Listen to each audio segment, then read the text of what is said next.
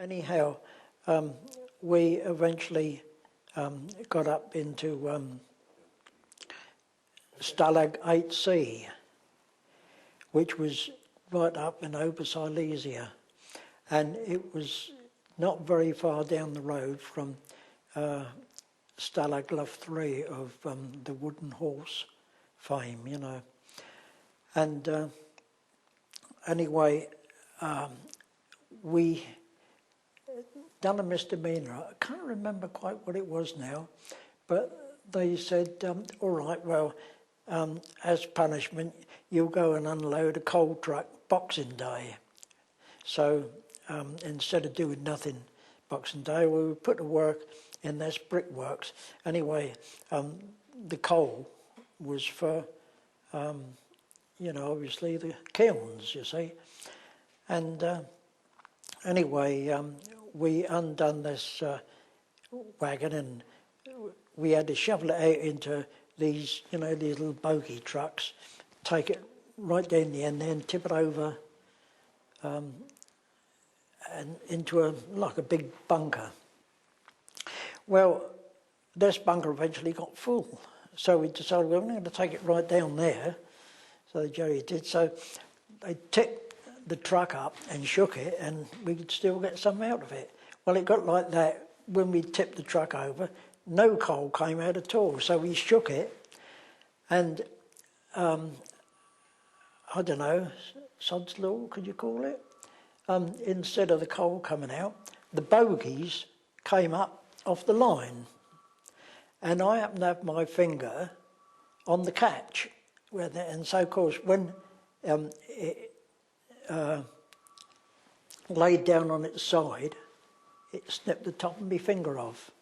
So I went and told the old Jerry, and there's nothing broken. It was just, you know, taking the top, the nail and all that off. Anyway, they tied it up. Well, we were using better stuff than that as toilet paper. And anyway, they done it up, and he said to me, oh, nicht mehr Arbeit, no more work, so that suited me fine, you know.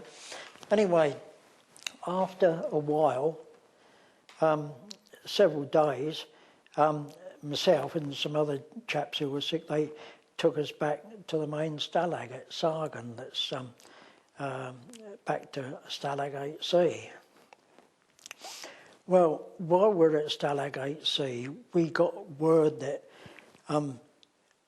the Russians were coming forward rather quickly in that area. We thought, oh, well, you know, that's fair enough.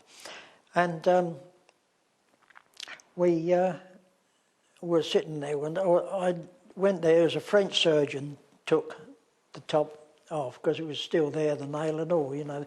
French surgeons there, and they put me in the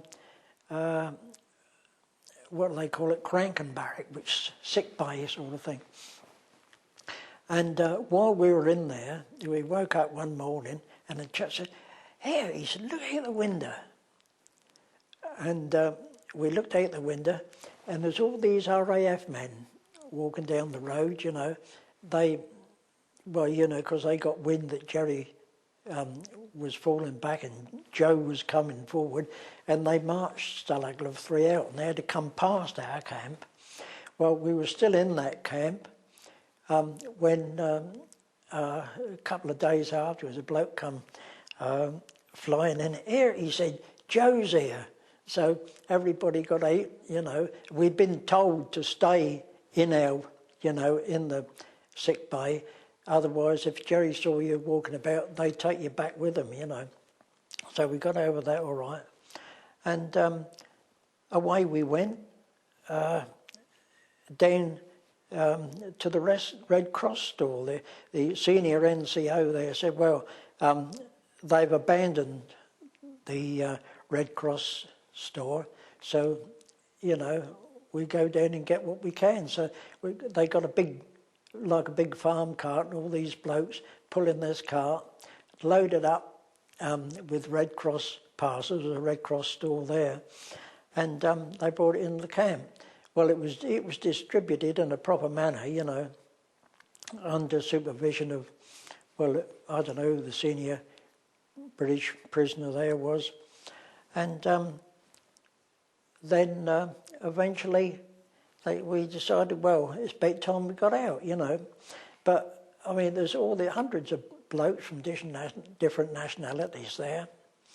And they torn the wire out at the bottom there, but I don't know why. It's big enough for one man to crawl through at a time, you know. People were getting down on their all fours, going up, get the other side of the wire, well, I'm out, you know. Well, then it came my turn. Well, I don't know, it came my turn, but I was pushed, and I went through the hole in the wire, and I got up the other side, and there was a chap there in British Army. He had a beard like Father Christmas, you know. I thought, well, I don't know, I know those eyes. And that chap I met on Liverpool Street.